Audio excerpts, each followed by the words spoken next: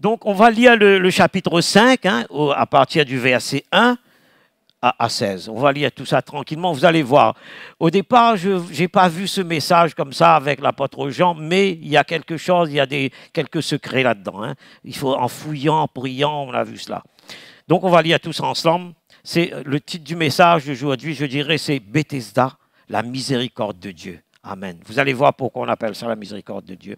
Donc, on va lire ensemble, chapitre 5, verset 1 à 16. Après cela, il y eut une fête des Juifs et Jésus monta à Jérusalem. Or, à Jérusalem, près de la porte des brebis, il y a une piscine qui s'appelle en hébreu Bethesda.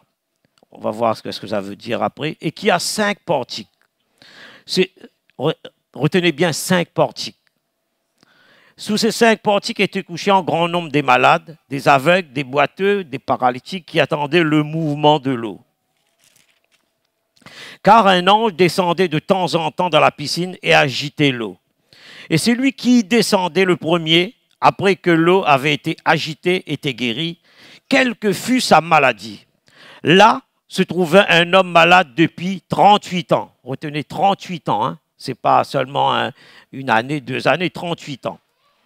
Jésus, l'ayant vu coucher et sachant qu'il était malade depuis longtemps, lui dit « Viens, veux-tu être guéri ?» Le malade lui répondit « Seigneur, je n'ai personne pour me jeter dans la piscine quand l'eau est agitée, et pendant que j'y vais, un autre descend avant moi. »« Lève-toi, lui dit Jésus, prends ton lit et marche. » Aussitôt, cet homme fut guéri, il prit son lit et marcha. C'était le jour du Shabbat. Les Juifs dirent donc à celui qui avait été guéri, c'est le Shabbat, il ne t'est pas permis d'emporter ton lit. Il leur répondit, celui qui m'a guéri m'a dit, prends ton lit et marche. Ils lui demandèrent, qui est l'homme qui t'a dit, prends ton lit et marche? Mais celui qui avait été guéri ne savait pas qui c'était, car Jésus avait disparu de la foule qui était en ce lieu. Depuis, Jésus le trouva dans le temple et lui dit, voici, tu as été guéri. Et qu'est-ce qu'il lui dit? Ne pêche plus. De peur on va voir ça à la fin, de peur qu'il ne t'arrive quelque chose de pire. Cet homme s'en alla et annonça aux Juifs que c'était Jésus qui l'avait guéri. C'est pourquoi les Juifs poursuivaient Jésus parce qu'il faisait ces choses le jour du Shabbat. Alléluia. Amen. On va prier? On va prier. Seigneur, notre bon Père Céleste, notre Dieu Tout-Puissant, toi qui connais toutes choses, toi qui as tout créé, toi qui es un Dieu omniscient, un Dieu qui nous connaît parfaitement, Seigneur.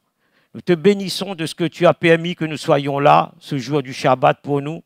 C'est-à-dire, nous entrons dans le repos de Dieu. Nous sommes là pour louer Dieu, pour glorifier Dieu. Je prie à l'instant, Seigneur, afin que tu bénisses ta parole, tu bénisses l'auditoire.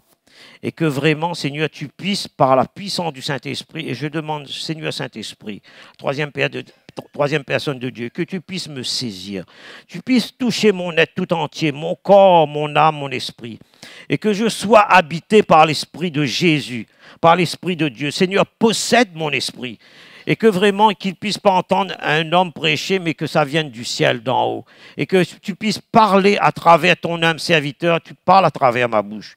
Au nom de Jésus-Christ. Alléluia. Amen. Amen. Donc, nous avons lu ces textes, nous l'avons voir un petit peu comment ça se passe. Donc, l'apôtre Jean nous dit que Jésus monta à Jérusalem pour fêter la fête des Juifs.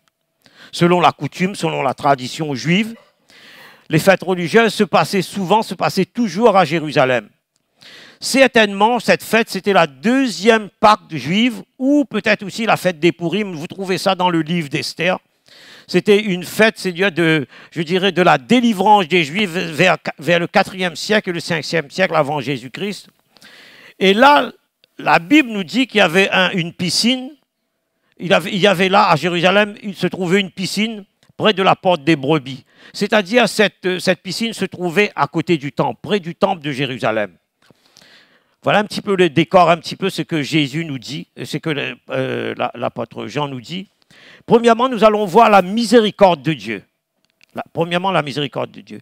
La Bible nous dit que cette piscine, elle portait le nom de Bethesda, ce qui veut dire en hébreu la maison de miséricorde. Vous voyez, ce n'est pas par hasard que ça s'appelle la miséricorde de Dieu. Et c'est là que Dieu manifestait, je dirais, sa miséricorde. Ce qui est intéressant là-dedans, il nous disait, certains commentateurs, certains, je dirais, historiens, commentateurs bibliques, nous disent que cette piscine se trouvait à côté du temple, accolée au temple. C'est-à-dire, était à côté proche. Donc, je pense que c'est pour ça, cette piscine, ça s'appelait, cet endroit, la miséricorde de Dieu. Et on nous dit aussi que cette piscine avait 5 portiques. Retenez le chiffre 5. Il y avait 5 galeries avec des colonnes. C'est-à-dire qu'il y avait 5 portiques, 5 entrées, vous voyez, comme des portes là, et qui amenaient directement dans cette piscine. Donc il y avait des choses assez particulières qui se passaient dans cette piscine. Et là, si vous étudiez un petit peu le principe numérique, vous étudiez l'herméneutique, c'est-à-dire, je dirais, l'interprétation de la Bible. Moi, j'aime bien ça, j'ai étudié un tout petit peu là-dedans. Et chaque fois que vous regardez, vous trouvez un chiffre dans la Bible, ça a une signification très importante. C'est très important, le chiffre. Donc, le chiffre 5, vous voyez, ce n'est pas tout à fait par hasard. C'est le chiffre de la croix, 5. C'est le chiffre de la grâce. C'est le chiffre de la rédemption. C'est le chiffre de la vie. Alléluia, amen. Donc 5, il y a quelque chose, je dirais, de très important dans le chiffre 5. Donc c'est pour cela que cet endroit, je dirais, dégageait une atmosphère, je dirais, de miracle. C'est pour ça qu'il y avait des guérisons qui se produisaient dans cet espace, dans cet endroit très précis, dans cette piscine. Le chiffre 5 de la grâce, la miséricorde de Dieu. Donc, je dirais, l'atmosphère de miracle était vraiment, cet endroit était un lieu vraiment propice pour voir des miracles se manifester, puisqu'il nous dit qu'il y avait 5 portiques. Et c'est vrai, il y avait beaucoup de malades qui étaient dans cet espace, dans ce lieu-là. On nous dit qu'il y avait des aveugles, des boiteux, des paralytiques, il y avait tout, etc. Il y avait toutes sortes de maladies, toutes sortes de malades qui étaient là. Donc spirituellement, mes amis, Jésus nous dit qu'il y avait un ange là, spirituellement, qui venait de temps en temps. Quand nous lisons ce texte-là, il dit il y a un ange de Dieu. C'est un ange de Dieu. On va vous poser cette question. Est-ce que vraiment c'est un ange bizarroïde? Voilà. Non, c'est un ange de Dieu qui était là. Un ange de Dieu, il dit, il descendait de temps en temps, il agitait l'eau. Et quand l'eau commençait à bouillonner quelque part, à se mouvoir, le premier qui descendait de cette piscine était guéri. Quelle que soit sa maladie, quelle que fût sa maladie, quand il descendait dans ce lieu, quand l'ange agitait de temps en temps, certainement, je crois qu'il y avait plusieurs guérisons, plusieurs malades étaient guéris à chaque fois, puisqu'il dit de temps en temps, ce n'est pas une seule fois, il y avait plusieurs guérisons. Donc, ce que je peux dire, c'est dire l'atmosphère de foi, l'atmosphère d'attente et d'espoir, puisqu'il y avait plein de monde, plein de personnes qui venaient là, plein de malades qui venaient là, amène obligatoirement la présence du ciel dans ce lieu, dans un lieu. Dans un espace, dans un endroit. Quand il y a vraiment, je dirais, la présence du ciel, comme là, quand c'est habité par le ciel, parce que c'est nous qui amenons la présence du ciel. C'est nous qui amenons cette atmosphère, puisque nous sommes habités par l'Esprit. Nous avons une onction sur nous, nous avons la présence de Dieu. Nous avons, je dirais, l'Esprit de Dieu, le Saint-Esprit, qui n'est pas latent en nous, mais qui est en mouvement, comme l'eau de la piscine. Vous voyez, nous avons l'Esprit, donc c'est nous qui amenons la présence de Dieu. S'il n'y a rien, si on ne prie pas, il n'y a rien, ça ne se passe rien du tout. Nous avons expérimenté plusieurs fois par la guérison de Florence. Ce n'est pas nous, c'est-à-dire, mais c'est Dieu qui guérit, mais il nous utilise pour la guérison. Donc, je disais que donc il y avait une atmosphère de foi qui se passait là-dedans. Donc, dans cet endroit, parce que nous attendons à ce que ce miracle se produise. Nous attendons à que la guérison se manifeste dans ce lieu. Voyez-vous, la patience, dans la foi, dans la persévérance, dans l'attente, nous conduit obligatoirement à expérimenter le miracle. Peu importe les moyens que Dieu utilise. Dieu peut envoyer un ange dans une piscine. Il peut envoyer un serviteur de Dieu, une servante, simple servante, un simple serviteur, une simple servante de Dieu, que ce soit par un pasteur, que ce soit par un prophète, par un enseignant, peu importe, par un serviteur de Dieu, nous-mêmes, simples chrétiens, de te visiter ou de te voir personnellement. Amen. Alléluia. Deuxièmement, Jésus est présent dans ce lieu. Il est présent dans cette piscine, dans cet endroit, mais il est présent aussi dans ce lieu. Nous allons voir cela. Amen, ensemble. Nous allons lisons ensemble le verset 5 à 6. Là se trouvait un homme malade depuis 38 ans. Jean nous dit que c'est depuis 38 ans. Jésus, l'ayant vu couché et sachant qu'il était malade depuis longtemps, lui dit, veux-tu être guéri? Jésus, lui, c'est un prophète de Dieu. Il est Dieu. Il est omniscient, il connaît toutes choses. C'est pour ça qu'il a vu, il savait que depuis 38 ans, personne ne l'avait dit ça. Mais il connaissait, il savait tout ça. Il connaissait la souffrance de cet homme. Et la Bible nous dit qu'il savait que cet homme souffrait depuis 38 ans, qu'il était paralysé depuis très très longtemps. Et il est dit qu'il était affecté par cette maladie. Cet homme était invalide depuis 38 ans. Mais une question que je pose, même plusieurs questions, était-il plus affecté que d'autres autour de cette piscine? On pourrait se poser plein de questions. Pourquoi lui? Pourquoi pas un autre? Ou plusieurs personnes? Pourquoi seulement lui a été guéri? Pourquoi Jésus a porté son regard sur cet homme, sur ce paralytique, et pas sur d'autres personnes? Je me suis posé cette question, moi. Je me suis posé cette question. Et moi, je pense avoir reçu la réponse. Il y a quelque chose de particulier sur cet homme. Je dirais, ça m'a beaucoup interpellé. Parce que ça faisait 38 ans que cet homme souffrait. Et moi, j'en suis certain que chaque jour, cet homme venait à cet endroit. Tous les jours, il était là. Il n'a pas raté une seule jour. Quelque part dans l'espoir en disant, peut-être aujourd'hui c'est mon jour, c'est le jour J pour moi. Je viendrai quand même, je viendrai tous les jours. Un jour, peut-être je serai guéri, je ne sais pas quand. Et lui, il n'a jamais baissé les bras. Et c'est pour ça qu'il ne faut jamais baisser les bras dans la prière, dans l'intercession. On n'a jamais baissé les bras. On n'a pas baissé les bras et je ne baisse pas les bras. Il faut continuer. La Bible nous dit aussi, persévérer dans la prière avec action de grâce. Il ne faut pas lâcher. Vous voyez, il ne faut jamais baisser les bras. Donc, jamais il a eu l'idée dans son esprit, dans ses pensées, d'abandonner quoi que ce soit. Peut-être il pensait aussi qu'il allait être le premier aujourd'hui dans cette piscine. Comment? Il ne savait pas. Mais il dit, je vais venir quand même, peut-être ce sera mon jour. Et ce jour-là, le jour où il est venu, c'était son jour. C'était le jour J pour lui. Ce jour-là, je pourrais dire, sa foi a payé, a fini par payer. Donc c'est l'espoir et la foi. Alléluia. Il faut être toujours dans l'attente, dans l'espoir et dans la foi, parce que Dieu nous surprend toujours. Au moment où nous attendions le moins. Vous voyez, lui, il ne le savait pas. Peut-être là, à l'instant même, Dieu peut-être aussi peut te visiter. Mais tu es là, non pas par hasard, par accident. Dieu a une parole pour toi. Alléluia. C'est à ce moment-là que le miracle se produit, mes amis. Et si c'était aujourd'hui même que Dieu te visitait? Et si c'était cet après-midi même que Dieu te touchait là? Moi, je fais que prier comment je suis qu'un homme serviteur. Je me considère comme un simple serviteur. Mais je fais que prier, apporter le message qu'on me dit de le faire. J'obéis. Mais c'est lui qui guérit. Et quand on a la foi, on a un cœur, et on a prié non pas avec, je dirais, notre intellect, mais on a prié avec le cœur, comme disait le prophète Ésaïe. Il dit, c'est pas seulement de prier à se dire au bout des lèvres. C'est pas avec des prières, je dirais, confectionnées, habilement, je dirais, prononcées intellectuellement. Mais c'est-à-dire, je dirais même théologiquement. Mais ça vient du cœur. Alléluia, alléluia. Dieu peut intervenir. Vous voyez?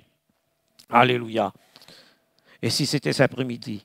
Et si cet après-midi que ton miracle se produise? Il faut s'y attendre. Alléluia. Et voyons la réponse de ce monsieur au verset 7. Le malade lui répondit, Seigneur, je n'ai personne pour me jeter dans la piscine quand l'eau est agitée et pendant que j'y vais, un autre descend avant moi. Vous voyez, il est handicapé, il est infirme, il ne peut pas descendre. Mais cette personne ne connaissait pas Jésus. Jésus, il était là, je dirais, pas par hasard. Il avait un rendez-vous divin, cet homme avait un rendez-vous. Il n'était pas là par accident, par hasard. Il n'est pas passé, oh, ben, je vais faire un petit tour dans cette piscine, etc. Non, Jésus connaissait qu'il y avait quelqu'un qui avait besoin de son secours. Alléluia. Donc, il nous disait, il y a quelqu'un qui avait en moi. Donc, lui, cet homme, je crois, quand j'ai travaillé un petit peu ce message, il avait les yeux fixés seulement sur l'eau de cette piscine. Vous voyez, c'est étrange. Lui, son regard était toujours là-dedans, lui. Il ne connaissait même pas Jésus. De toute façon, on va voir tout à l'heure. Hein. Il n'y a personne pour me jeter dans cette piscine. Il dit ça au Seigneur Jésus. Lui, certainement, il pensait que Jésus allait lui donner un coup de main. Voilà, c'est peut-être qu'il a trouvé quelqu'un pour le jeter dans cette piscine, pour qu'il soit guéri. Mais il y a une chose que je vais vous dire, peut-être vous allez expérimenter ça aussi cet après-midi. Il y avait plus pour lui ce jour-là. Alléluia. Peut-être il y a plus pour toi. Peut-être il y a plus pour toi cet après-midi. Tu ne connais peut-être pas Jésus comme ce paralytique, mais je peux te dire que ça vaut le coup de le rencontrer, de le connaître, parce qu'il a un rendez-vous avec toi aujourd'hui, cet après-midi. Il a un rendez-vous avec nous, avec moi aussi. Alléluia. Afin d'expérimenter son amour, sa grâce et sa miséricorde. Alléluia. Amen. Troisièmement, nous allons voir l'autorité du Maître. Le Maître a parlé. Alléluia. Le Seigneur Jésus a parlé. Au verset 8 et 9, qu'est-ce que Jésus lui dit? Lève-toi, lui dit, prends ton lit et marche. Aussitôt cet homme fut guéri, il prit son lit et marcha. Nous voyons dans ces deux versets, si vous regardez bien, vous étudiez bien, que Jésus n'a pas donné d'explication à cet homme. Il n'a pas argumenté. Jésus n'a pas essayé de parler de théologie, etc., de l'eau de la piscine. Non, Jésus, il n'a même pas répondu à cet homme. Il a rien dit, il a parlé avec autorité. Il a dit, lève-toi et marche. Il n'a pas essayé de dire, oui, ben, est-ce qu'il n'y a personne, depuis combien de temps tu es là, etc. Est-ce que tu n'as jamais trouvé quelqu'un pour te balancer dans la piscine, etc. Est-ce que personne t'a jamais demandé, etc. Non, il n'a rien dit. Jésus a dit, lève-toi et marche. Alléluia. Amen. Ça, il peut te dire aussi, lève-toi physiquement, spirituellement. Allez, lève-toi, prends ton lit et marche. Il a donné à cette, à cette infirmité de quitter le corps de cet homme avec le commandement de te lever, de marcher. Alléluia. Et ce paralytique fut guéri instantanément. Il n'y avait pas de discussion, de blabla thérapie. Blabla. Il a commandé à la maladie. Pas de blabla thérapie avec Jésus. Pap. C'était comme ça. Il dit l'autorité, la foi. L'onction, il dit, allez, lève-toi et marche. Et qu'est-ce qui s'est passé? Moi, je dis, mais qu'est-ce qui s'est passé? Moi, j'aime bien chercher un petit peu les petits détails là-dedans. Qu'est-ce qui s'est passé? Cet homme, je crois qu'il a dû ressentir en lui quelque chose. Il a ressenti en lui la puissance régénératrice dans son corps, dans ses muscles, dans ses nerfs, vous voyez, ces nerfs qui étaient endommagés. Lorsque Jésus a prononcé la parole, lorsque Jésus a dit « Lève-toi et marche », l'Esprit de Dieu est venu détruire cette paralysie. Alléluia. Tout son corps a été instantanément visité par la puissance de Dieu, par la puissance du Saint-Esprit. Alléluia. Le feu, comme est descendu sur lui, a détruit maintenant, il a remis les cellules en mouvement. Alléluia. Toutes ces cellules, tous ces nerfs, ces muscles. Et qu'est-ce qui s'est passé? Cet homme, ce paralytique, il n'a pas essayé de réfléchir si ceci, si cela, etc. Parfois, nous sommes un peu comme ça, hein, commence à douter. Il n'a pas réfléchi, lui. Il s'est levé, vous voyez. Il s'est levé tout d'un coup, il m'a dit de me lever, et il a senti la puissance, il a senti le Saint-Esprit, il a senti comme de l'électricité rentrer dans son corps, il s'est levé, etc. Il n'a pas commencé dans son esprit, il n'a pas gigoté, essayé de penser quoi que ce soit. Non. Il s'est levé. Alléluia. Il s'est levé. Et il savait, et à l'instant même, il a été guéri, délivré de son infirmité. Alléluia. Amen. Alléluia. Et il y a une chose aussi, vous allez voir, qui m'a des questionnements, etc. Il y avait une fois, quelqu'un m'avait posé une question là-dessus, etc., sur savoir pourquoi Jésus a fait ça, pourquoi une seule personne. On avait vu parce qu'il avait par sa foi, il venait tous les jours. Hein. Mais il y a une chose qui s'est passée aussi. Mais pourquoi Dieu n'aurait pas guéri, etc., pourquoi la piscine et toutes ces choses. Dieu fait comme il veut. Il agit comme il veut. Parce qu'il est celui qui te guérit, il guérit toutes tes maladies. C'est le psaume. Il faut croire, il faut croire ce que la parole dit, ce que l'Écriture dit. Les psaumes nous disent, il est celui qui guérit toutes tes maladies. Dieu peut intervenir de différentes façons. Il peut intervenir par un ange dans une piscine. Il peut aussi par l'eau, d'une piscine, par l'eau, par un tissu, un vêtement. Les grands hommes de Dieu, même la Bible nous dit, l'apôtre Paul, avec un mouchoir, avec l'ombre d'un serviteur. C'est biblique, c'est écrit dans la Bible. À distance, Jésus a guéri à distance. Il n'y avait pas de téléphone anciennement, mais il disait avec le centenier de Romain, et Jésus a chassé les démons sans imposer les mains. Quand il a dit quand la dame phérosémicienne est venue pour lui dire, voilà, il mangeait des miettes sous la table, il a dit, oui, tu peux y aller. De là, le démon est sorti, est parti. Alléluia. Il peut aussi dire l'ombre d'un serviteur. On voyait, c'est biblique dans la Bible. Et puis aussi, je dirais aussi, par l'imposition des mains, il peut le faire. Il nous utilise, on le fait, si on a vu des miracles. Mais je vais vous dire pourquoi, parce que je ne sais pas si vous connaissez je ne connaissais pas cet homme-là, cet homme de Dieu. C'est quand j'étais en Italie, pendant qu'on priait aussi. Florence est là, merci Seigneur, aujourd'hui, elle peut entendre cela.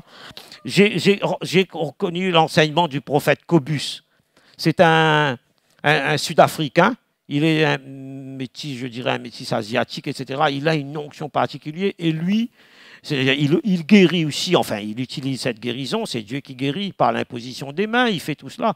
Mais il y a une chose qui se passe, c'est-à-dire ce serviteur, cet homme de Dieu, je dirais, ce prophète, il a fait dans son sous-sol une grande église, super bien, etc. Il a une piscine, mais ce n'est pas une grande piscine comme ça, c'est une piscine avec de l'eau. Et donc, Dieu lui a donné cette façon aussi de guérir en plus. Et à chaque fois qu'il guérit, une fois de temps en temps, par mois, je crois qu'il fait ça, et il met toujours un peu d'huile dans cette eau, vous voyez, dans cette piscine, quelques gouttes d'huile. Et les personnes qui descendent, ils sont guéries instantanément. Vous voyez, Dieu utilise aussi ce moyen. Je ne sais pas si vous connaissez le prophète Tibi Joshua au Nigeria. Mais lui aussi, dans son sous-sol d'église, dans son église, il a un bâtiment à côté, il a plein de robinets avec des réservoirs, etc. Je ne sais pas comment on peut appeler ça. Et les gens viennent, ils se lavent, enfin, le visage, le bras avec cette eau, avec de l'eau, ils boivent bien cette eau, ils sont guéris. Toutes les maladies, plupart de maladies, ils sont guéris. Parce que Dieu fait comme il veut, vous savez, on a vu ça. Il peut utiliser un ange dans la piscine, comme il fait comme il veut. Vous voyez. Mais il y a une chose qui se passe, c'est-à-dire que, et comme nous l'avons vu, que il y a une chose qu'il faut se dire, c'est que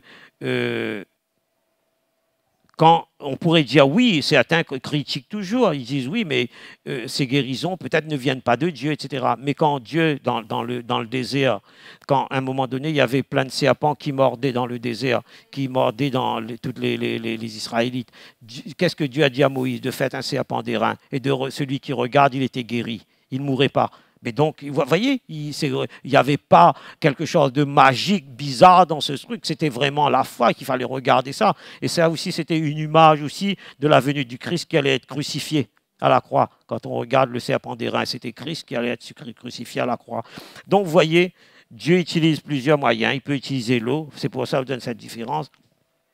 Mais ce qu'il faut dire aussi, c'est certainement, je dirais, cette piscine avec l'ange était produit, je dis, un des moyens de guérir les malades qui avaient la foi.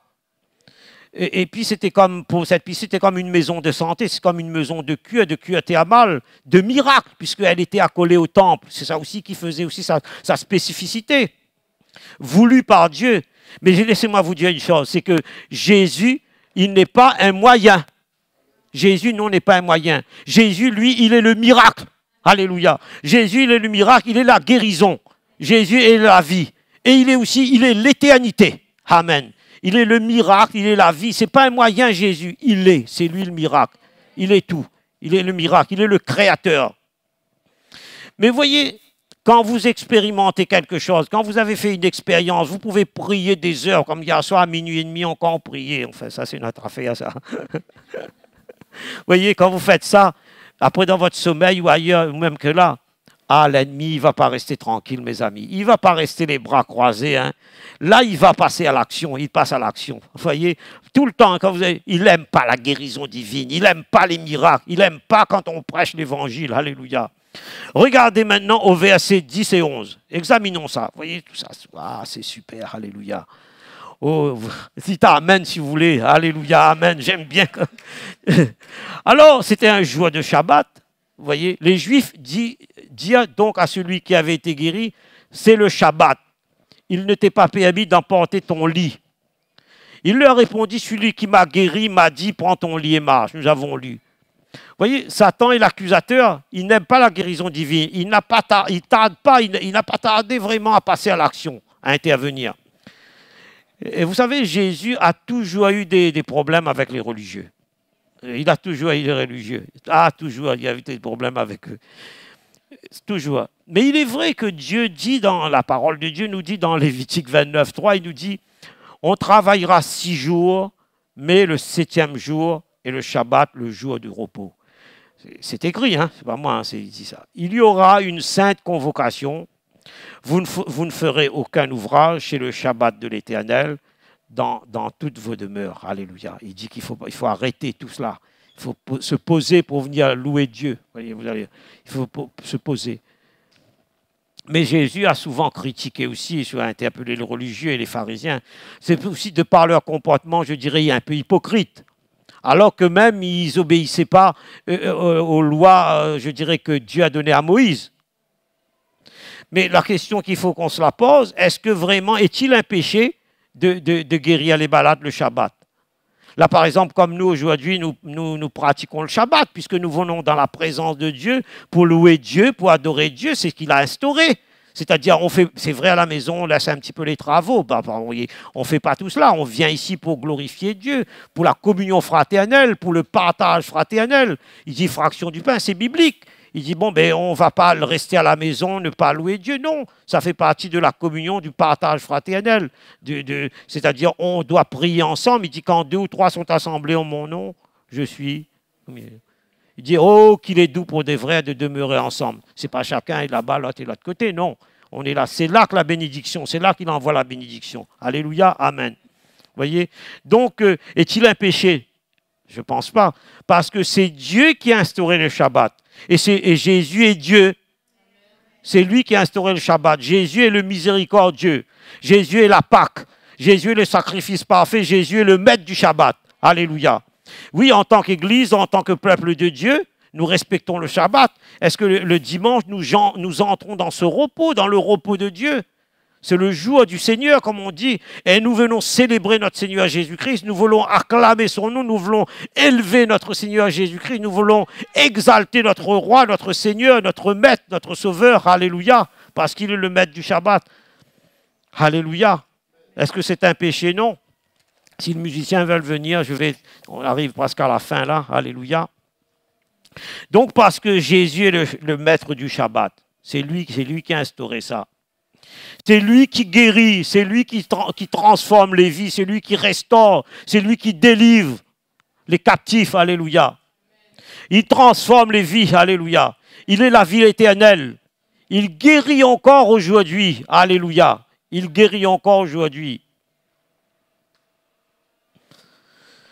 Mais là, on va terminer, on va conclure, mes amis.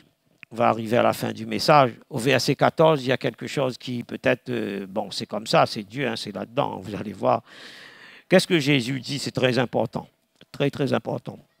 Jésus dit, verset 14, il dit, depuis, Jésus le trouva dans le temple et lui dit, voici, tu as été guéri, ne pêche plus, de peur qu'il ne t'arrive quelque chose de pire. Mais je me suis posé cette question, je dis, mais le péché, quel genre de péché qui puisse lui arriver encore cet homme?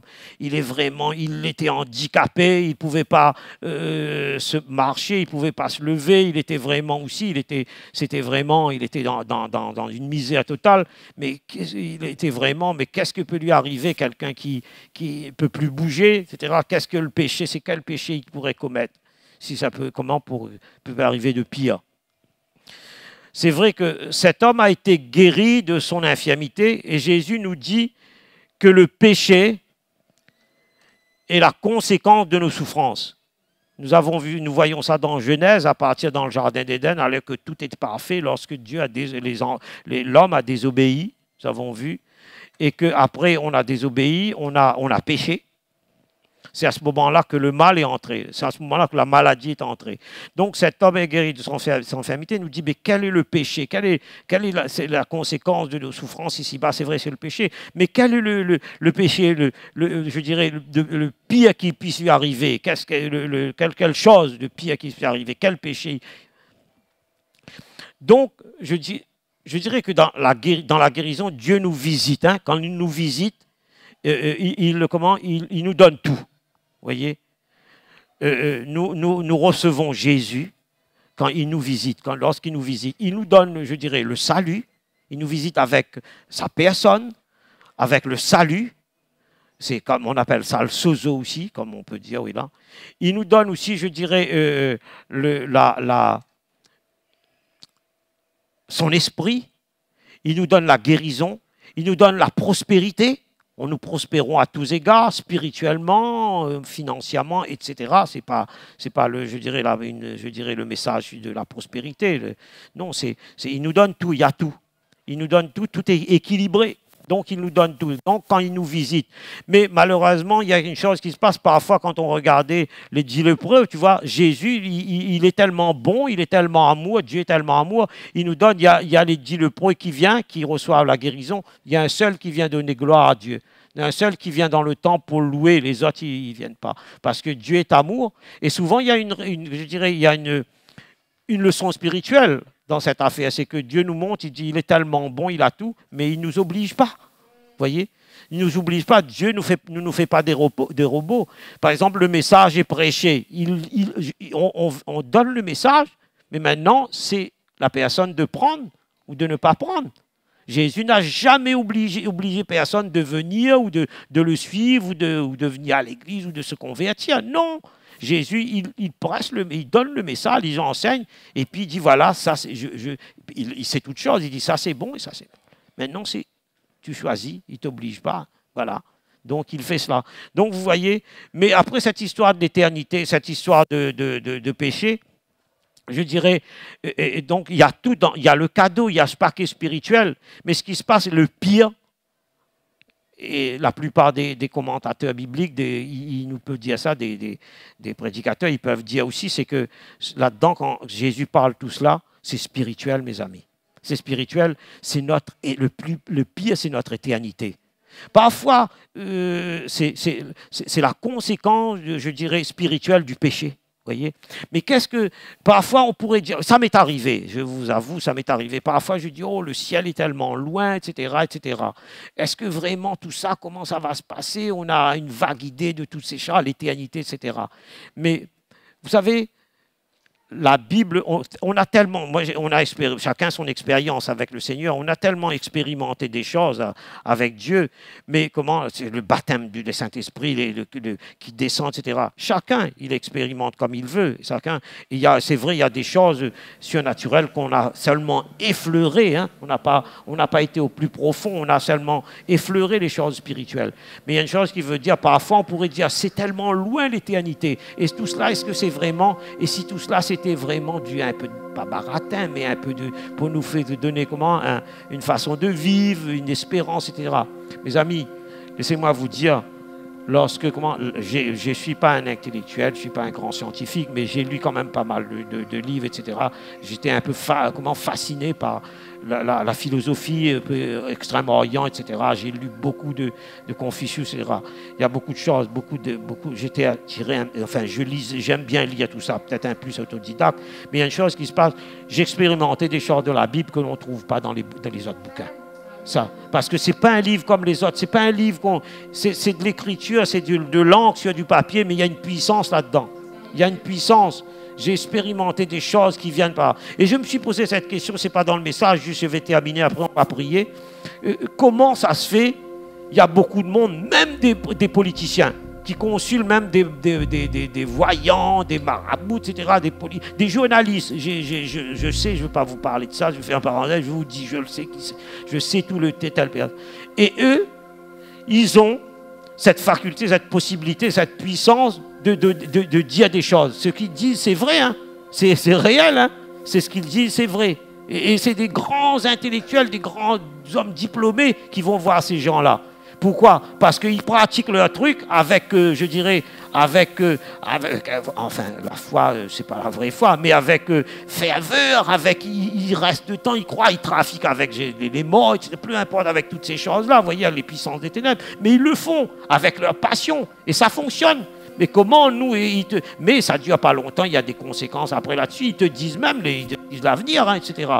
Puisque avant de me convertir, je ne savais pas tout ça. J'ai vu tout ça, moi. J'ai pas tout ça. J'ai vu une fois, elle a dit des choses, puisqu'on ne la connaissait pas. J'ai vu, donc j'ai expérimenté tout cela. Mais comment nous, on a la puissance dans ce livre-là, on a la possibilité de faire des choses grandes, puisqu'on n'expérimente pas, on ne va pas au plus profond, mais on passe à côté de la chose. Alléluia. Donc, parfois on pourrait dire, mais ça existe, mais comme le Noé, mais le jour où ça viendra, ça nous surprendra, mes amis. Alléluia. Je m'arrête là. On sera surpris, c'est vrai. Quand ça va frapper, on va frapper. C'est le message qu'il y avait sur mon cœur. Que Dieu vous bénisse, que Dieu bénisse sa parole.